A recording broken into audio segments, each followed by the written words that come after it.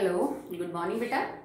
अभी हम लोग 11th क्लास केमिस्ट्री डिस्कस कर रहे हैं। चैप्टर चल रहा है आपका third, that is classification of elements and periodicity in properties. Okay, so last video के अंदर हमने टाइप ऑफ रेडियस के बारे में बात की थी कि atomic radius can be of covalent type, metallic type और वंडरवाल। एक बचा हुआ है आयनिक, जिसको हम आगे डिस्कस करेंगे। पर आज का आपका टॉपिक रहेगा trends in the atomic radius. Okay, कि जब तक अब तक जो आपने 3 टाइप की रेडियस पढ़ी, मेटेलिक, कोवलेंट एंड वंडरवाल, तो ये ग्रुप और पीरियड में कैसे वेरी करती हैं, कैसे घटती हैं, कैसे बढ़ती हैं। ओके, सो नई चीज नहीं है। 10th में हमने पढ़ा था कि जो ग्रुप और पीरियड है उसमें साइज कैसे वेरी करता है। थोड़ा सा ज्यादा डिटेल में चलेंगे, बस और कुछ नहीं। ओके, सो अगर मैं इन जनरल की बात करूं, in general covalent and van der Waals radius, covalent and van der Waals radius decreases in a period and increases down the group।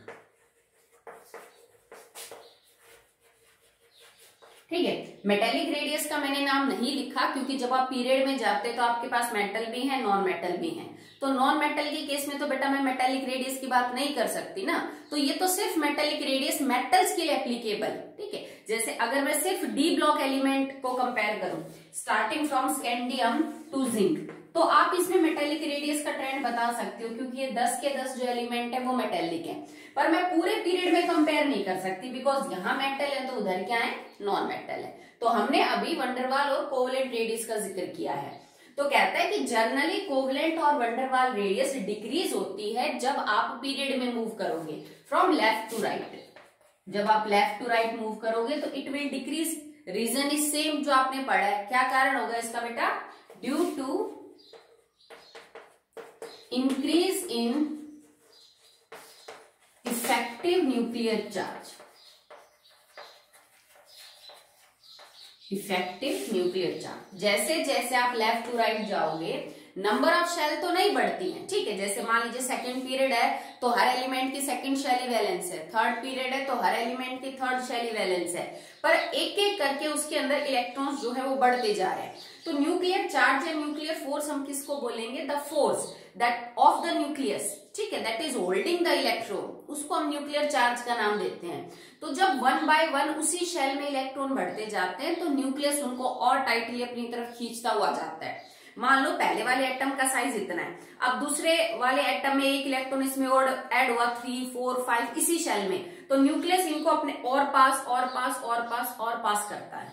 अगर न्यूक्लियस की ताकत बढ़ेगी तो वो और टाइटली खींचेगा ना इलेक्ट्रॉन्स को, तो इलेक्ट्रॉन उसके पास आएंगे। भाई तुम किसी चीज को जोर से खींचोगे तो वो चीज तुम्हारे पास आएगी, अगर तुम्हारी फोर्स कमजोर है तो वो चीज तुमसे दूर जाएगी। ठीक है, तो लेफ्ट टू राइट जाने पे न्यूक्लियस की पावर बढ़ती है क्योंकि एक एक इलेक्ट्रॉन उसी शेल में ऐड हो रहा है। अगर शेल बढ़ती तो न्यूक्लियस की पावर घट जाती क्योंकि इलेक्ट्रॉन उसकी पहुंच से दूर हो जाते। ठीक है, नाउ इफेक्टिव न्यूक्लियर चार्ज बढ़ेगा, that's why the size should decrease in a period. अभी हम नॉर्मल या फिर जनरल ट्रेंड की बात कर रहे हैं, जैसा उम्मीद की जाती है।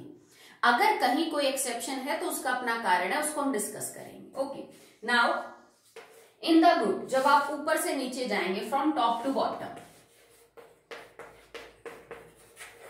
साइज विल इंक्रीज, और इसका रीजन सिंपल है, due to increase in number of shell. Due to increase in number of shell. भाई जैसे जैसे आप ग्रुप में ऊपर से नीचे आते हो, पहले से दूसरे पीरियड में, दूसरे से तीसरे, चौथे, जैसे ही पीरियड बदलता है वैसे एक शेल बढ़ जाती है। जैसे फर्स्ट पीरियड के अंदर एक शेल है, फिर 2 शेल हो गई, फिर आपके पास 3 शेल हो गई, फिर 4 हो गई। तो जब नंबर ऑफ शेल बढ़ेगी तो ऑब्वियस सी बात है कि जो साइज है वो क्या करेगा बेटा? एक्सपेंड करेगा। So that will be the normal expected trends in terms of covalent and van der Waals radius. Okay, अब हम उठाते हैं ग्रुप और पीरियड में अगर कोई एक्सेप्शन आपको देखने को मिल रहा है तो। ओके, तो अब हम सेकेंड पीरियड को लेकर स्टडी करते हैं।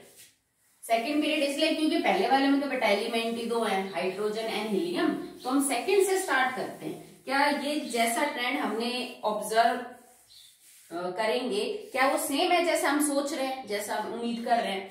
तो सेकेंड पीरियड है आपके पास and it is lithium, beryllium, boron, carbon, nitrogen, oxygen, fluorine and neon.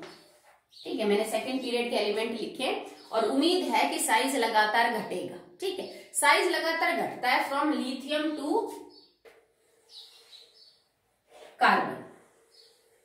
ठीक है, चलो इसमें एक एक एलिमेंट करके डिस्कस करते हैं। अगर लिथियम से नाइट्रोजन तक भी ले लिया, लिथियम से नाइट्रोजन तक जो साइज है वो आपका घटेगा। आपको इनकी कोवलेंट रेडियस का डाटा वगैरह सब मिल जाएगा। जैसे अगर मैं कोवलेंट रेडियस की बात करूं, लिथियम की आई थिंक 152 पिकोमीटर है और नाइट्रोजन की शायद 70 पिकोमीटर के आसपास। ठीक है, आपको ये रटने की जरूरत नहीं है कि आप इनका डाटा जो है वो रट लेंगे, नहीं, आपको जैसे थोड़ा आइडिया होना चाहिए। तो लिथियम की 152 पिकोमीटर है और जैसे जैसे आप आओगे इसकी और कम और कम और कम और कम। कार्बन की 77 पिकोमीटर के आसपास है और लगातार डिक्रीज हो रहा है नाइट्रोजन तक एटॉमिक रेडियस। ये बेटा मैंने कोवलेंट मान रखी है। अगर तुम वंडरवाल रेडियस लोगे तो उसका भी ट्रेंड यही रहेगा कि वंडरवाल रेडियस भी इससे कम इसकी, फिर इसकी, फिर इसकी, फिर इसकी। हाँ, इससे कहीं ज्यादा होगी। लिथियम की जो कोवलेंट रेडियस है 152 पिकोमीटर, इससे ज्यादा होगी लिथियम की वंडरवाल रेडियस। रीजन मैं कल समझा चुकी हूँ। ठीक है, बट जब मैं नाइट्रोजन से ऑक्सीजन की तरफ चलूंगी तो यहाँ पे एक एक्सेप्शन है बेटा, और ये इंपॉर्टेंट है, इसको पूछ लिया जाता है। नाइट्रोजन से ऑक्सीजन की तरफ साइज कम होना था, ऑक्सीजन से फ्लोरीन का कम होना था, देन नियोन का कम होना था। बट 70 से ऑक्सीजन का साइज यहाँ पे हो जाता है 74 पिकोमीटर, मतलब 2 पिकोमीटर बढ़ गया। फिर 74 के बाद ये 72 पिकोमीटर है, चलो समझ आता है क्योंकि घटना तो था ही। और नियोन का सीधा 160 पिकोमीटर है। ठीक है, तो देखो एक ही पीरियड के अंदर आपको 2-3 ट्रेंड देखने को मिल गए। पहले लिथियम से नाइट्रोजन तक घटा, नाइट्रोजन से ऑक्सीजन तक बढ़ा, ऑक्सीजन से फ्लोरीन फिर घटा और फ्लोरीन से नियोन फिर बढ़ गया। ठीक है, तो यहाँ तो मैं आपको एक्सप्लेन कर चुकी हूँ यहाँ तक तो कि भाई इफेक्टिव न्यूक्लियर चार्ज बढ़ने की वजह से नाइट्रोजन तक आपका जो साइज है वो घटेगा, बिकॉज सेम शेल में इलेक्ट्रॉन 1 by 1 ऐड हो रहे हैं। अब बात करते हैं इन दो पेयर की, नाइट्रोजन एंड ऑक्सीजन में। ऑक्सीजन का जो साइज है वो बड़ा कैसे हो गया? ऑक्सीजन में तो इलेक्ट्रॉन ज्यादा है एज कंपेयर टू नाइट्रोजन। अब आप इसकी कॉन्फ़िगरेशन को देखिए।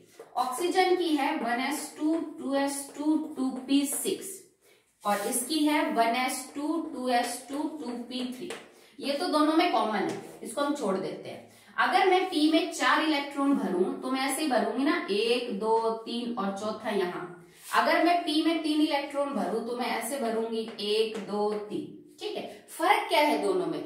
न्यूक्लियर चार्ज तो ज्यादा होना चाहिए ऑक्सीजन के अंदर और साइज छोटा, पर प्रॉब्लम ये है ना बेटा कि नाइट्रोजन के p ऑर्बिटल में तीनों ऑर्बिटल में एक एक इलेक्ट्रॉन है। भाई जितने दूर हो सकते हैं उतने दूर है, क्योंकि 3 इलेक्ट्रॉन में इससे ज्यादा दूर दूर तो नहीं रख सकती।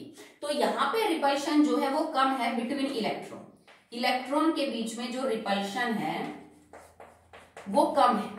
अगर तुम इस केस को डिस्कस करोगे ना तो देखो ये इलेक्ट्रॉन तो जितने दूर है उतनी दूर है, पर यहाँ पे तुम कैसे भी भर लो एक ऑर्बिटल में तो 2 इलेक्ट्रॉन आएंगे ही आएंगे। अगर p में 4 इलेक्ट्रॉन है तो ऑब्वियस सी बात है कि एक ऑर्बिटल में 2 इलेक्ट्रॉन आएंगे। इसके कंपैरेटिव अगर मैं ये कॉन्फ़िगरेशन देखूं तो इन 2 इलेक्ट्रॉन्स में रिपल्शन ज्यादा है। और एक बात बताओ, जब इलेक्ट्रॉन्स में रिपल्शन जो है वो ज्यादा होगी तो इलेक्ट्रॉन पास रहेंगे कि दूर जाएंगे? इलेक्ट्रॉन दूर जाएंगे। और हम रेडियस बोलते किसको है कि न्यूक्लियस के सेंटर से इलेक्ट्रॉन के मिलने की प्रोबेबिलिटी जहां तक मैक्सिमम है वो डिस्टेंस। अगर इलेक्ट्रॉन में रिपल्शन बढ़ रही है तो इलेक्ट्रॉन दूर भागेंगे, दूर भागेंगे तो साइज क्या होगा बेटा? एक्सपेंड होगा। समझ आई बात कि यहाँ पे ये जो 4 पिकोमीटर साइज बढ़ा ना, इसका मतलब देखो 2 फैक्टर दोनों अपोजिट काम कर रहे हैं। ठीक है, रिपल्शन का फैक्टर क्या कहता है कि साइज को इंक्रीज करना चाहिए, जबकि न्यूक्लियर चार्ज वाला फैक्टर क्या कहता है? न्यूक्लियर चार्ज का फैक्टर कहता है कि साइज को घटना चाहिए। ऐसी चीजें आपको 11th 12th में बड़ी देखने को मिलेंगी, specially in the group periods and block. ठीक है, होगा क्या कि एक फैक्टर कह रहा होगा कि ऐसा होना चाहिए, दूसरा फैक्टर कह रहा होगा नहीं ऐसा होना चाहिए। तो ऑब्वियस सी बात है दोनों चीजें तो नहीं हो सकती ना कि साइज बढ़ भी रहा है घट भी रहा है। रिजल्ट तो एक ही निकल के आएगा। तो जो रिजल्ट निकल के आएगा वो किसके ऊपर डिपेंड करेगा कि इन दोनों में से किसका असर ज्यादा हो रहा है। ठीक है, अब मैं ये कह रही हूँ कि 70 से 74 पिकोमीटर साइज मतलब बढ़ गया। अब साइज बढ़ने को फेवर कौन कर रहा है? रिपल्शन। मतलब नाइट्रोजन के मुकाबले जब ऑक्सीजन का न्यूक्लियर चार्ज बढ़ रहा है तो ये न्यूक्लियर चार्ज बढ़ना मतलब दबाया जा रहा है किसके थ्रू? रिपल्शन वाले फैक्टर के थ्रू। यहां रिपल्शन का फैक्टर ज्यादा डोमिनेट कर रहा है बजाय कि इंक्रीज न्यूक्लियर चार्ज के, तो ऑक्सीजन का साइज थोड़ा सा बढ़ जाएगा। ओके ना, अब मैं बात करूं फ्रॉम ऑक्सीजन टू फ्लोरीन। अब तुम क्या देखोगे कि ऑक्सीजन से फ्लोरीन के अंदर 2 पिकोमीटर घटा, मतलब फ्लोरीन की कॉन्फ़िगरेशन ये है, तो भाई यहाँ तो रिपल्शन बढ़ गया, बिल्कुल बढ़ गया, पर यहाँ रिपल्शन कम मैटर करेगा और यहाँ पे इफेक्टिव न्यूक्लियर चार्ज ज्यादा मैटर करेगा। समझ रहे हो आप बात? अगर फ्लोरीन का साइज घट रहा है ऑक्सीजन के मुकाबले तो मतलब बढ़ा हुआ न्यूक्लियर चार्ज ज्यादा डोमिनेट कर रहा है बजाय किसके? बढ़ी हुई रिपल्शन की। क्लियर है? ठीक है, चलिए यहां तक हम ट्रेंड कर चुके हैं। बात करते हैं अबाउट द नियॉन। हमने उम्मीद की थी कि जो एल्कली मेटल्स हैं जैसे लिथियम, सोडियम, पोटेशियम, ये अपने रेस्पेक्टिव पीरियड में सबसे बड़े होंगे। Okay, because left to right जब आप जाओगे तो साइज घटेगा, ठीक है, पर आपको ऐसा देखने को मिलेगा नहीं, क्योंकि लिथियम का साइज था 152 पिकोमीटर और नियॉन का साइज है 160 पिकोमीटर।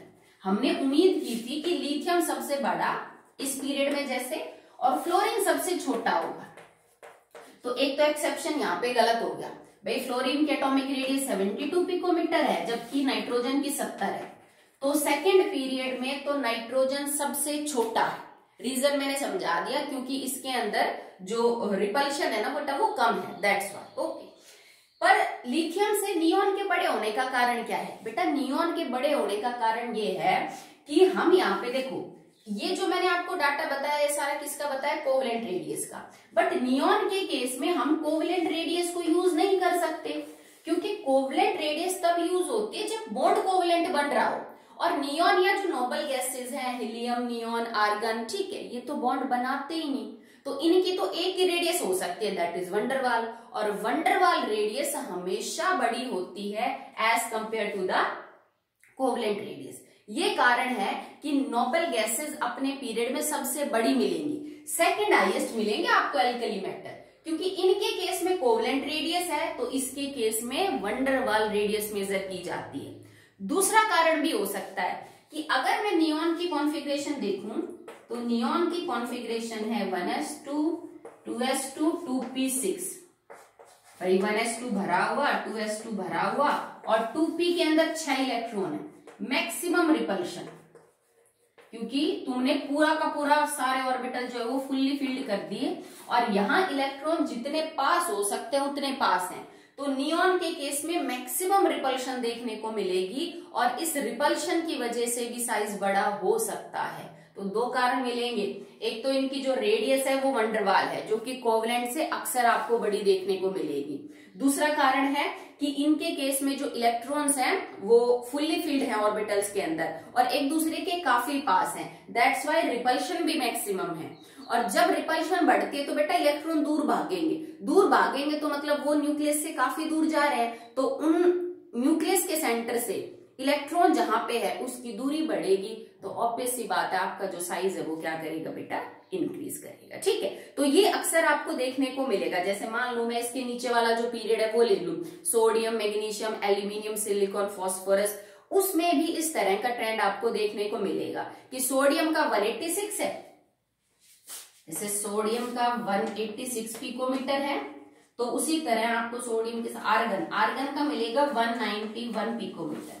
तो सेकेंड पीरियड में अगर नियॉन सबसे बड़ा है तो थर्ड पीरियड के अंदर क्या हो जाएगा बेटा, जो आपका आर्गन है वो आर्गन आपको क्या मिलेगा, सबसे ज्यादा जो बड़ा है वो देखने को मिलेगा। रीजन उसमें भी वही है जो यहाँ पे आप देख रहे थे। ठीक है, जैसे सोडियम से छोटा क्या होगा, मैग्नीशियम, मैग्नीशियम से छोटा एल्यूमिनियम, एल्यूमिनियम से छोटा सिलिकॉन, सिलिकॉन से देन छोटा phosphorus, then sulphur, chlorine and argon उसमें फिर क्या हो जाएगा, सबसे बड़ा। ओके, चलिए आगे देखिए। Now next is variation in the group. तो अभी हमने पीरियड में स्टडी किया, ग्रुप में पढ़ेंगे। तो ग्रुप में सब रेगुलर है बेटा, कोई एक्सेप्शन कुछ नहीं है। Going from top to bottom, going from top to bottom covalent and van der Waals radius, covalent and van der Waals radius increases due to increase in the number of shells, या आप इसको n की वैल्यू का इंक्रीज होना भी बोल सकते हो, the principal quantum number. Okay, जब आप किसी भी ग्रुप में, चाहे कोई भी ग्रुप ले लीजिए, ऊपर से नीचे आओगे, डी ब्लॉक में थोड़े एक्सेप्शन है जो आप हायर क्लासेस में जाओगे तो समझोगे, ठीक है। जर्नली बात होती है बेटा, मैं 18 ग्रुप में एक एक ग्रुप को स्टडी करके नहीं बोल रही, जर्नल की बात हो रही है, ठीक है। कि जब हम टॉप टू बॉटम चलेंगे तो 1 by 1 आपका जो साइज है वो इंक्रीज करेगा in terms of covalent radius and van der Waals radius.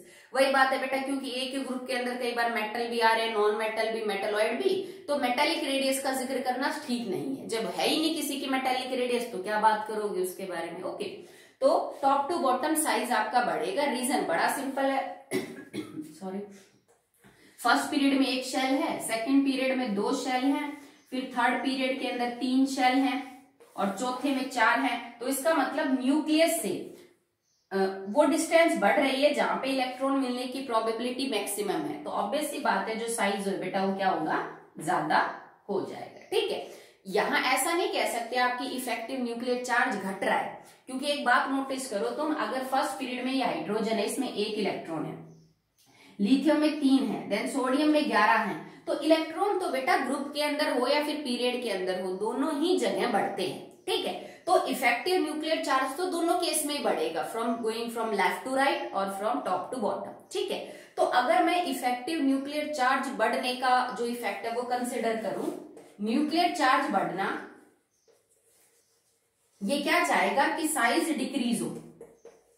Effective nuclear charge बढ़ रहा है, ठीक है, तो साइज डिक्रीज होना चाहिए, क्योंकि इलेक्ट्रॉन तो बेटा यहां पे भी बढ़ रहे हैं, ठीक है। बट नंबर ऑफ शेल का बढ़ना, नंबर ऑफ शेल वाला फैक्टर चाहता है कि साइज इंक्रीज हो, और हमारा साइज इंक्रीज हो रहा है, इसका सीधा सा मतलब है कि नंबर ऑफ शेल बढ़ने का जो असर है ना वो इतना ज्यादा है कि वो इस चीज को दबा देता है, ठीक है।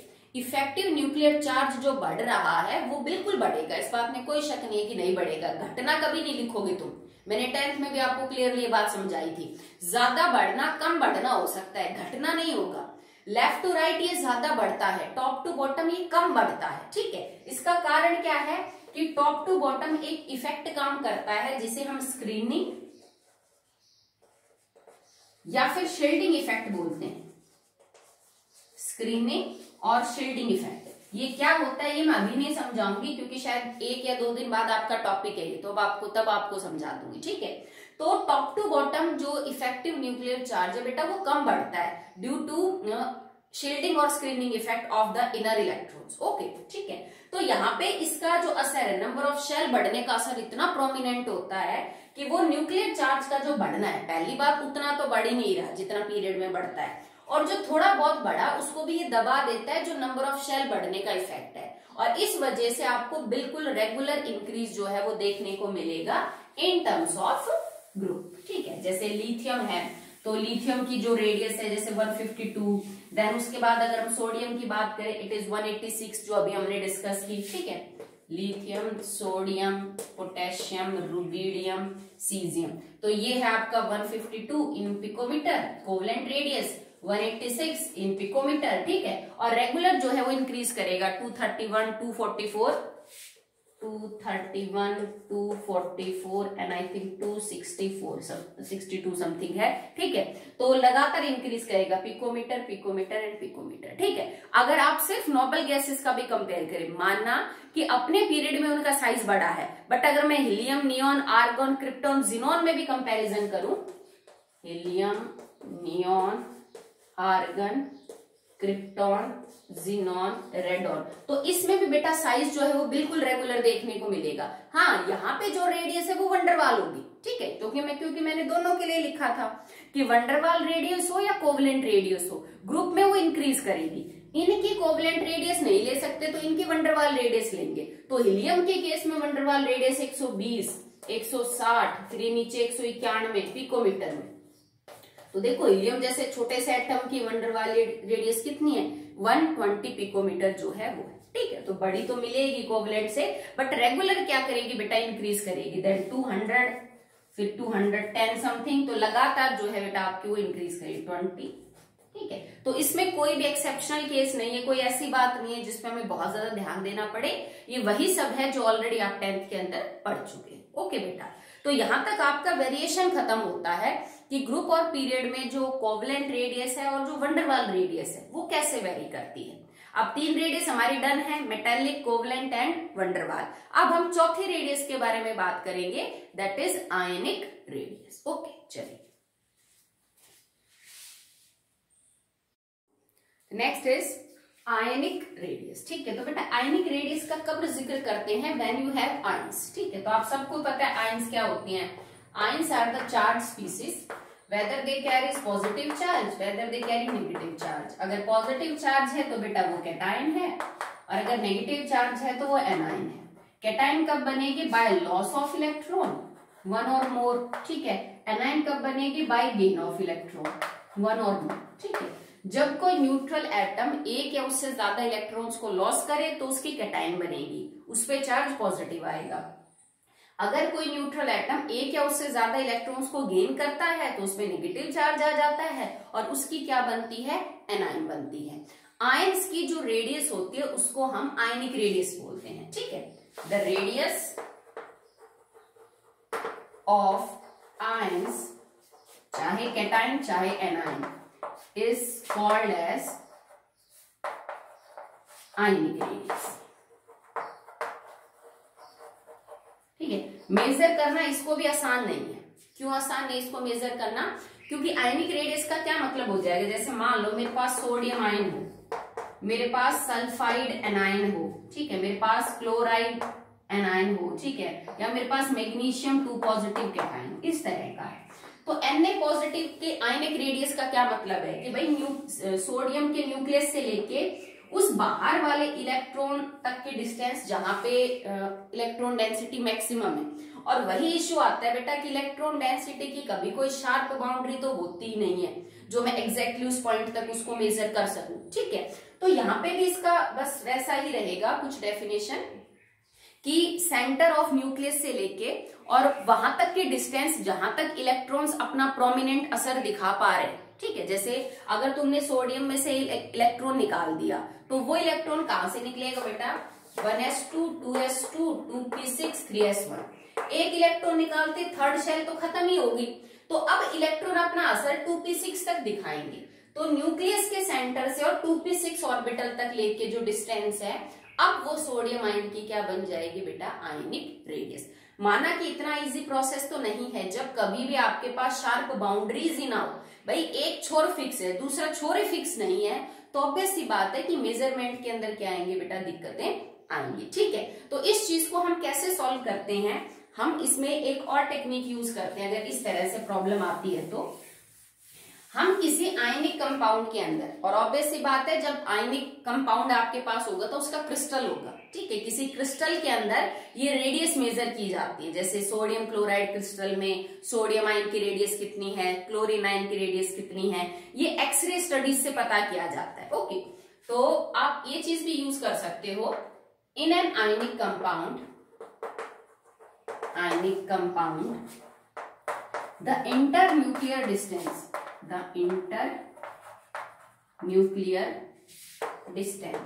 इंटरन्यूक्लियर डिस्टेंस से मेरा क्या मतलब है, इंटर बीच में, न्यूक्लियर का मतलब न्यूक्लियस, दो न्यूक्लियस के बीच की डिस्टेंस, मतलब distance between nucleus of cation and nucleus of anion, ठीक है। कैटायन और एनायन के न्यूक्लियस के बीच की जो डिस्टेंस है, और एक अजम्पशन बेटा हम यहां पे मान के चलेंगे that cation and anion are touching each other, ठीक है। ये हमने अजम्पशन कर रखा है कि किसी भी आयनिक क्रिस्टल के अंदर अगर एक कैटायन एक एनायन को टच कर रही है और आप किसी तरह एक्सरे स्टडी से ये पता कर सको कि एक कैटायन के न्यूक्लियस से और एक एनायन के न्यूक्लियस के बीच की जो डिस्टेंस है वो क्या है। जैसे मान लो ये मेरे पास Cl नेगेटिव है, ये मेरे पास Na पॉजिटिव और मेरे पास NaCl का क्रिस्टल है।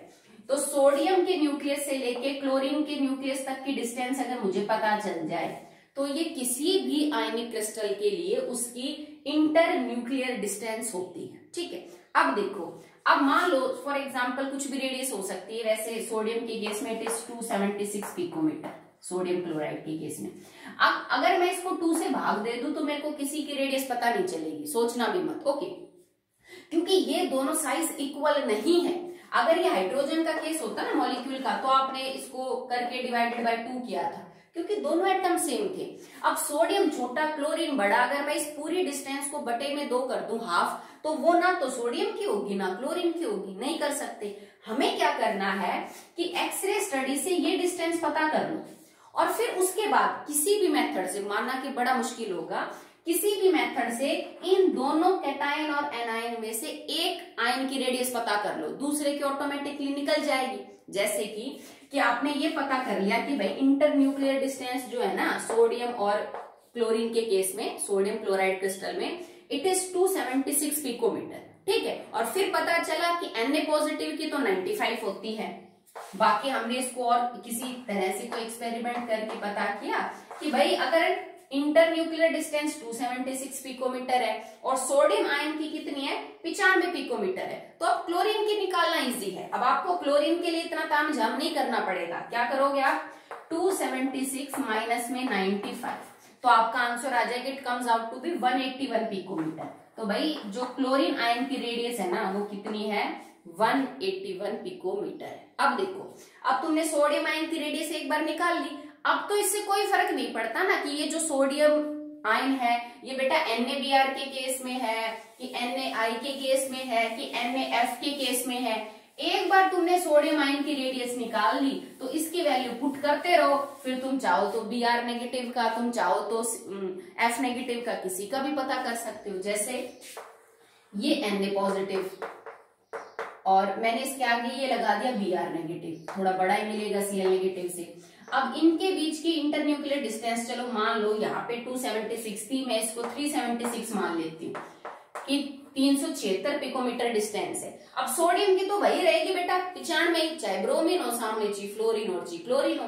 तो अगर ये 95 है तो अब आप Br नेगेटिव के आराम से निकाल सकते हो, 376 माइनस में 95। ठीक है, मान लो ये NaF हो तो यहाँ पे बना दिया मैंने सोडियम, F थोड़ा छोटा कर देंगे अब, फ्लोरीन ये। ठीक है, this is Na positive, this is F negative. मान लो इनकी टोटल इंटर आयनिक डिस्टेंस 200 पिकोमीटर है।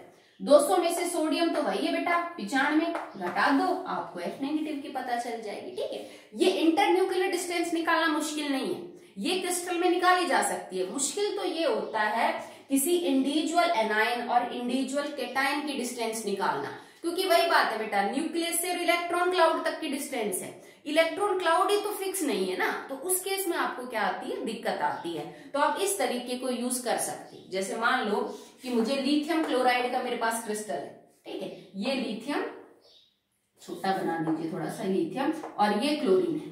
अब आपने वही इंटर न्यूक्लियर डिस्टेंस पता की, फिर किसी तरीके से लिथियम आयन के बारे में पता किया। ठीक है, तो जैसे क्लोरीन तो तुमने यहाँ पे भी निकाल दिया, तुम और कोई कंपाउंड ले लो इसके केस में, मान लीजिए आपके पास यहाँ पे जैसे तुमने ये पता कर लिया भाई इंटर न्यूक्लियर जो डिस्टेंस है ना वो मान लो 100 पिकोमीटर है।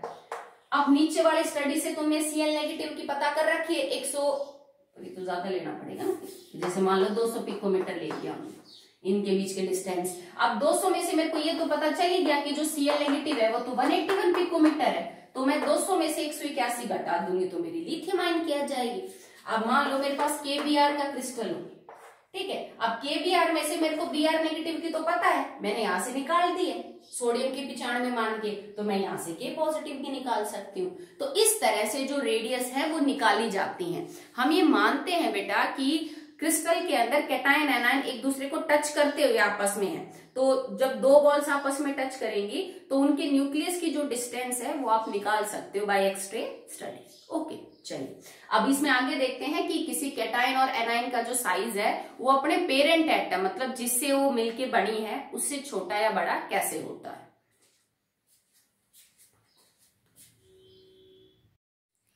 नाउ इफ यू कंपेयर एक size of cation with the parent atom मतलब जिससे वो कैटायन मिलके बनी है, so note this point that a cation is always, हमेशा, इसमें कोई एक्सेप्शन नहीं, always smaller than its parent atom. मतलब एक कैटायन जो होगी वो जिस भी एटम से बनी होगी उस एटम से हमेशा साइज में छोटी होगी। कैसे? जैसे मान लो मेरे पास सोडियम था, मैंने उसमें से एक इलेक्ट्रॉन निकाला, माइनस में 1 इलेक्ट्रॉन किया, now it becomes Na positive. या इस इक्वेशन को तुम यूं भी लिख सकते हो, sodium Na positive plus 1 electron, एक ही बात है, ठीक है। अब देखो, या फिर और बना लो आगे आप, मैग्नीशियम जो है उसने 2 इलेक्ट्रॉन दिए, it becomes magnesium 2 positive plus 2 electron.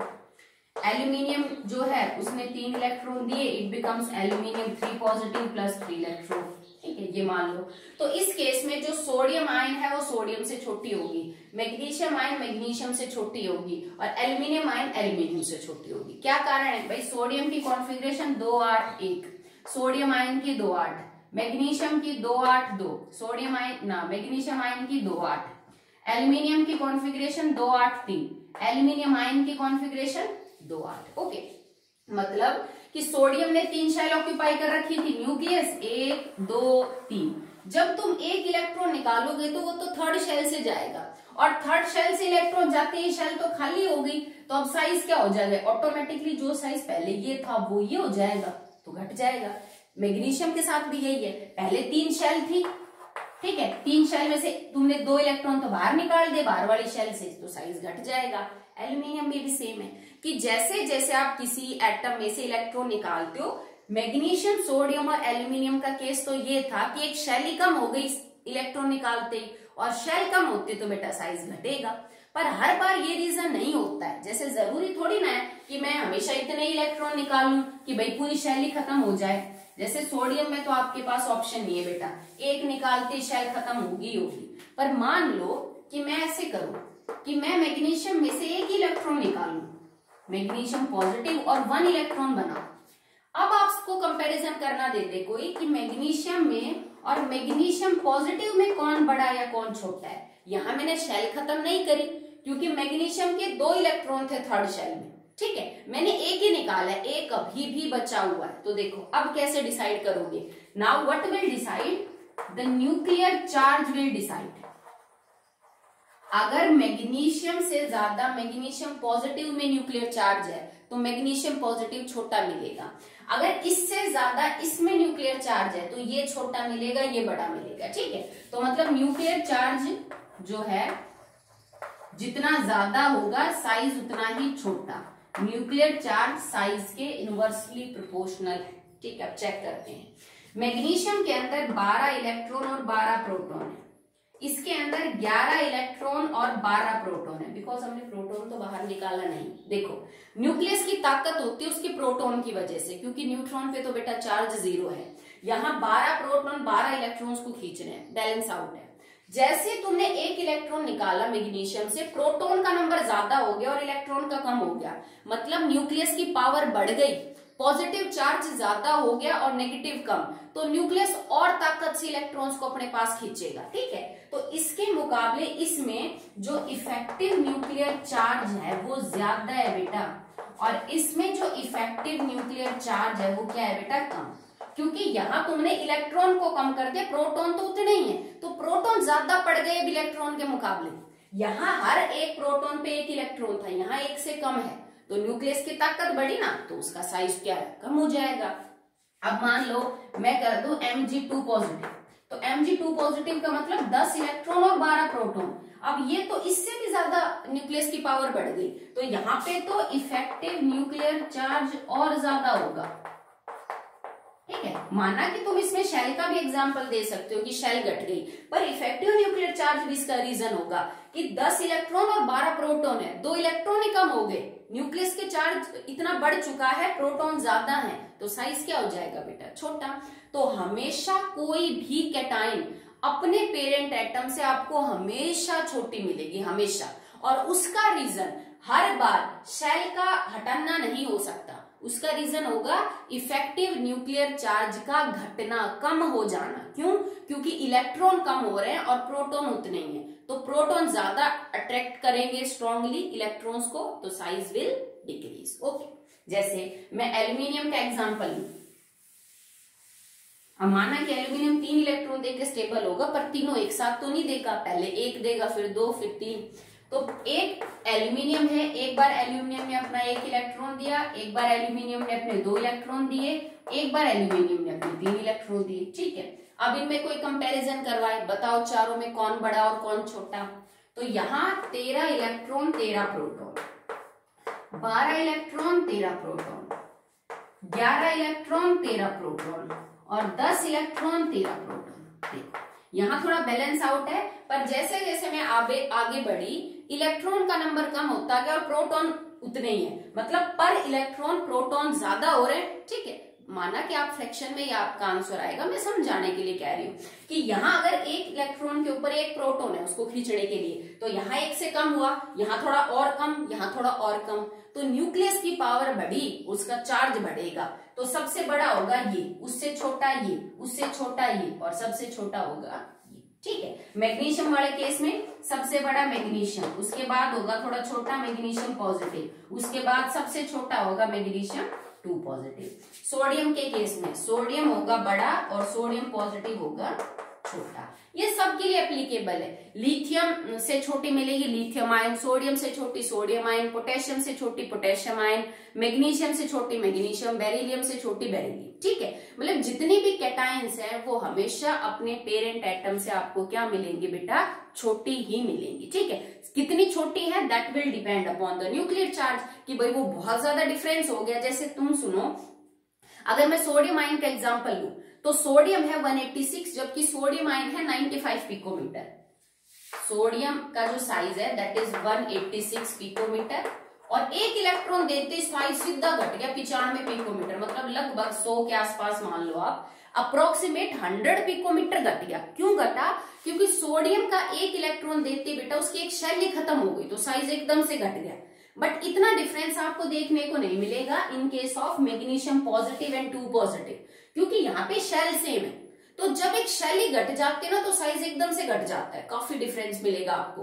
But जब शेल ना घट रही हो, जैसे इसमें, इसमें और इसमें, तो अंतर तो मिलेगा आपको साइज में, पर इतना ज्यादा डिफरेंस नहीं मिलेगा कि 100, 150, 80, 70 जो पिकोमीटर है वो क्या हो गया बेटा आपका, कम हो गया।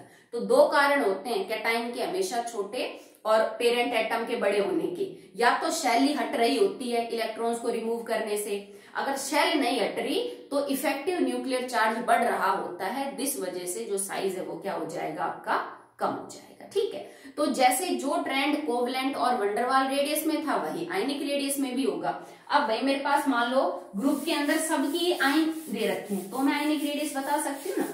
जैसे एक तो लिथियम आयन की रेडियस हो, सोडियम आयन की रेडियस हो, पोटेशियम आयन की रेडियस हो, रुबिडियम आयन की हो, सीजियम आयन की हो, तो इसकी आयन से ये बड़ी, इसकी आयन से ये बड़ी, इसकी आयन से ये बड़ी और इसकी आयन से ये बड़ी। ठीक है, तो आयनिक रेडियस में भी रेगुलर ट्रेंड है, जो भी होता है इसमें कुछ भी आपको एक्सेप्शनल नहीं मिलेगा। ग्रुप में जब मैं आऊंगी तो top to bottom ionic radius बढ़ेगी, क्योंकि शेल तो बढ़ी रही है। ठीक है, अगर मैं पीरियड में जाऊं भाई लिथियम पॉजिटिव, उसके बाद बेरिलियम 2 पॉजिटिव, इस तरह से, ठीक है, तो पीरियड में क्या होगी बेटा, घटेगी, वही इफेक्टिव न्यूक्लियर चार्ज क्या होगा, इंक्रीज होगा। ओके, चलिए अब बात करते हैं for anion. For anion, now an anion is always bigger than its parent atom. तो एनायन हमेशा अपने पेरेंट एटम से बड़ी होगी और कैटायन हमेशा छोटी होगी। इसका मतलब कि Cl नेगेटिव बड़ा है Cl से, O2 नेगेटिव बड़ा है O से, F नेगेटिव बड़ा होगा F से। ठीक है, बाकी जैसे और है Br नेगेटिव बड़ा होगा Br से। ठीक है, I नेगेटिव बड़ा होगा I से, S2 नेगेटिव बड़ा होगा सल्फर से। तो एक एनायन हमेशा साइज में बड़ी होगी as compare to its parent atom. एक का एग्जांपल समझ लेते हैं, जैसे फ्लोरीन। भाई फ्लोरीन नेगेटिव का मतलब है कि इसके, चलो पहले फ्लोरीन का देखो, फ्लोरीन और फ्लोरीन नेगेटिव, इसके अंदर 9 इलेक्ट्रॉन और 9 प्रोटॉन। जब फ्लोरीन ने 1 इलेक्ट्रॉन ले लिया तो 10 इलेक्ट्रॉन और 9 प्रोटॉन। ओके, क्लोरीन का केस, चलो ऑक्सीजन का ले लो। Oxygen, oxygen 2 negative, 8 electron 8 proton, 10 electron और 8 प्रोटॉन। देखो पहले बराबर बराबर बैलेंस आउट था, अब इसमें उल्टा हो जाता है कि टाइम के कंपैरिजन में इलेक्ट्रॉन्स बढ़ रहे हैं और प्रोटॉन कम है। मतलब एक तो न्यूक्लियर चार्ज तो आपका उतना बढ़ा नहीं, ठीक है, ऊपर से इलेक्ट्रॉन बढ़ गए। अब देखो उतनी जगह फ्लोरीन का वही एटम पहले 9 इलेक्ट्रॉन्स को हैंडल कर रहा था, उनमें रिपल्शन थी। अब एक इलेक्ट्रॉन और फालतू आ गया तो उनमें रिपल्शन बढ़ेगी, रिपल्शन बढ़ेगा तो साइज बढ़ेगा। यहाँ पे पहले 8 इलेक्ट्रॉन थे, अब 10 हो गए, तो 2 इलेक्ट्रॉन बढ़ने से क्या होगा बेटा, रिपल्शन बढ़ेगा। ऊपर से प्रोटॉन का नंबर तो उतना ही है, तो न्यूक्लियस की तो ताकत बढ़ी नहीं।